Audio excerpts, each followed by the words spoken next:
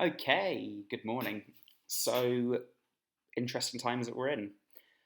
As far as I'm aware, at time of recording, we are due to go back to school when the holidays end, but things can change at any notice with the way things are.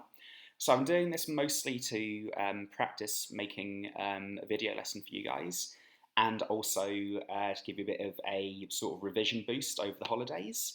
So we're going to look at respiration for this, and I'll try and do a photosynthesis one later today, maybe tomorrow or in a couple of days' time, just see how the timings go.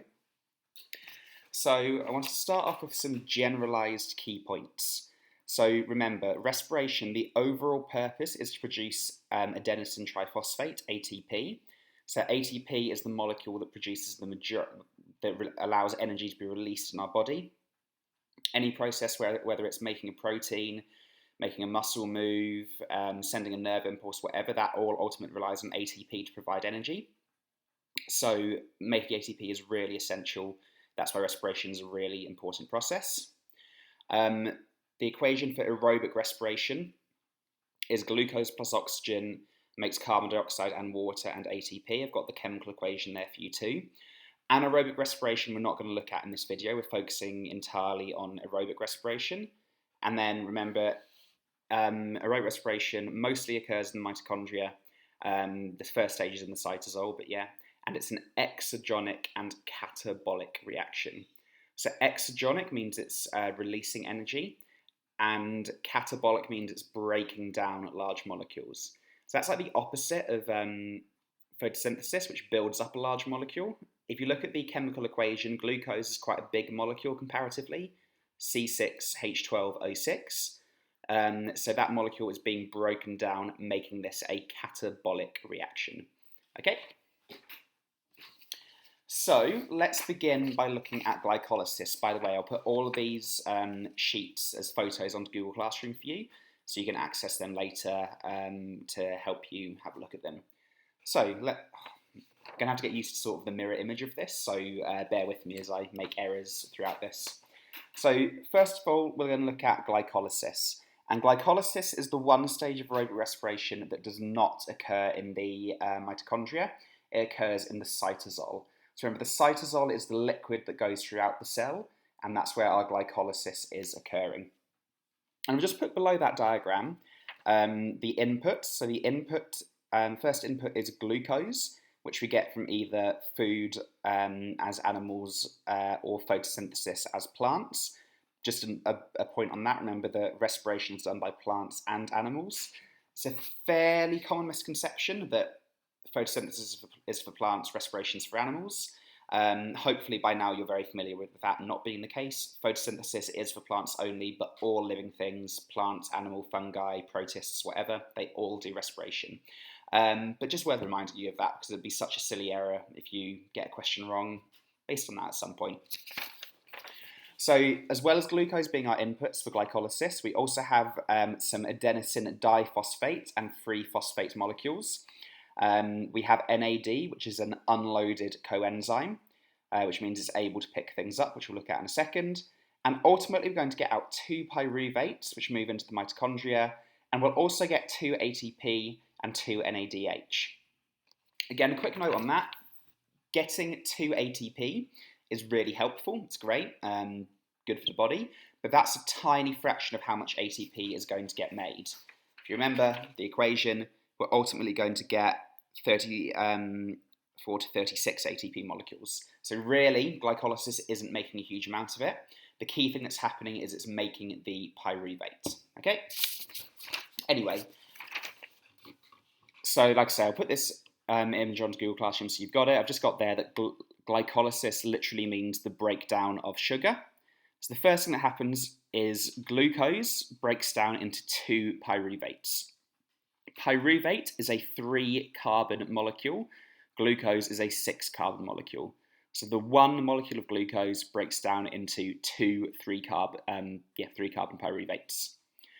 Those pyruvates will move into the mitochondrial matrix for the Krebs cycle, which we'll look at in a second. And then electrons and hydrogen ions, which are also released when the glucose breaks down, get picked up by NAD and that becomes NADH. So in that form, it's the loaded coenzyme, and we get 2 ATP from ADP and phosphate. Okay? So to reiterate, we've got our glucose. It's broken down into 2 pyruvates, which are moving into the mitochondria, and we've generated 2 ATP, and we've generated some NADH as well. Okay? So onto the Krebs cycle. I've got a little crab on a bike down there. I got bored while I was making this, so I made a little artwork. It's not particularly good, but there you go. Krebs cycle, whatever. Don't call it the Krebs cycle in the exam, call it the Krebs cycle, but maybe that helps you remember it. I don't know. So what I've got on my image here is I've got a mitochondria, and the matrix is like the inner liquid layer of the mitochondria. It's full of all sorts of enzymes and stuff like that. It's very similar to the stroma of a chloroplast in how it is. It's a bit like to a mitochondria what the cytosol is to a cell. It's like a liquidy layer. Just a note, now technically speaking, VCAR, as far as I can understand, don't require you to know about the link reaction, but technically speaking, it's not part of the Krebs cycle, so I'll just talk about it here. So before the Krebs cycle happens, there's this link reaction where coenzyme A joins with pyruvate to form acetyl coenzyme A. And in that process, a bit of carbon dioxide and a bit of NADH are formed. Okay, but the key thing is we get the acetyl coenzyme A formed by basically from pyruvate reacting with something else, and it goes into a cycle like this. Now, you're lucky at VCE level. You don't have to know anything specific about what happens here. You don't need to know about all the various different things that get formed in the process of this cycle. If you do biology or biochemistry at higher level, you probably will, and it's fine. It's actually quite interesting, I think, but for this level, you don't need to know about it. Key things that happen are some carbon dioxide gets released as it goes round. Some ATP gets generated as well. But the really important thing is FAD and NAD become loaded into FADH2 and NADH2. And FADH2 and NADH2 are both absolutely loaded with hydrogen and electrons. So the key thing from the Krebs cycle is we've got hydrogen and electrons being carried on these 2 molecules that are going to be used in the electron transport chain. Again, we've only made a couple of ATP molecules here. So between glycolysis and the Krebs cycle, we've basically made no ATP, really, compared to how much is going to get made. So all that comes down to the final stage.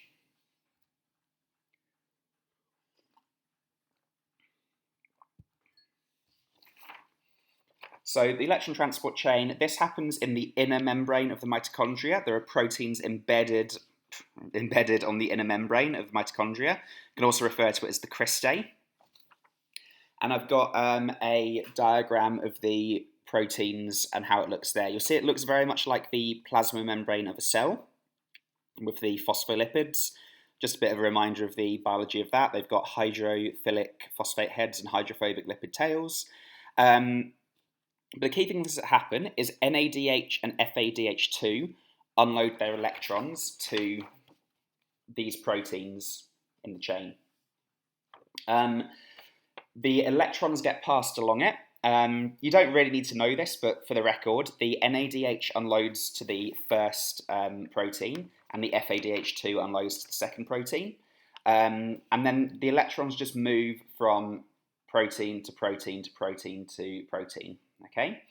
As they do that, hydrogen ions get pumped out of the inner membrane, and then they move to this molecule at the end, this enzyme, ATP synthase.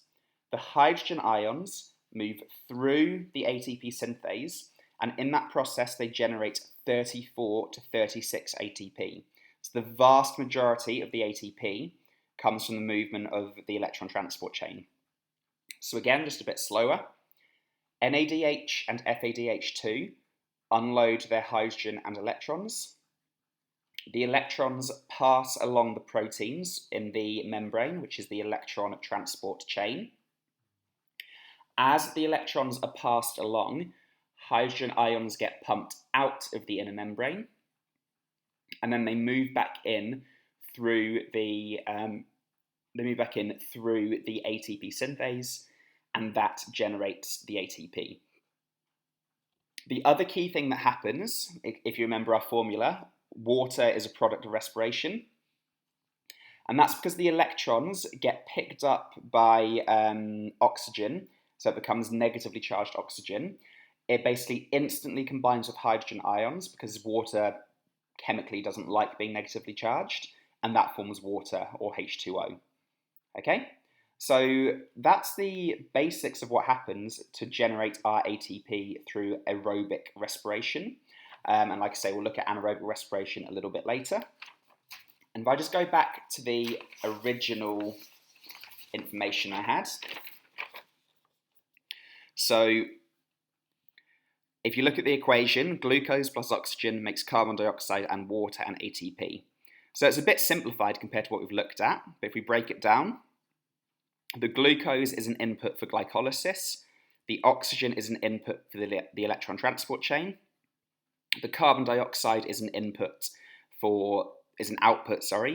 of the Krebs cycle, the water is an output of the electron transport chain, and the ATP is an output of all three stages, but mostly the electron transport chain. Always like to finish with a couple of interesting facts. So we talked about this in our lessons, but cyanide is a very famous poison and a very deadly poison. And that works by basically deactivating proteins in the inner membrane or the cristae of the mitochondria. If those proteins are inactivated, the electron transport chain can't happen, and therefore barely any ATP can be generated by the body. And obviously, we said at the start of this, ATP is essential for so many processes. If the body can't supply big amounts of ATP, it will basically cause death. So not a particularly cheerful thing to end on, but interesting to link in something you might have heard of to the process of respiration. Anyway, I'll make more of these as we go. I'm going to start making a few on the next topic about immunity, because even though I'm hoping we'll be back in school, we might not be.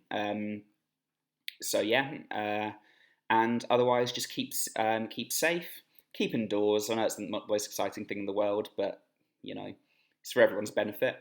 And yeah, any questions, whatever, just drop me an email. Anyway, take care. Bye.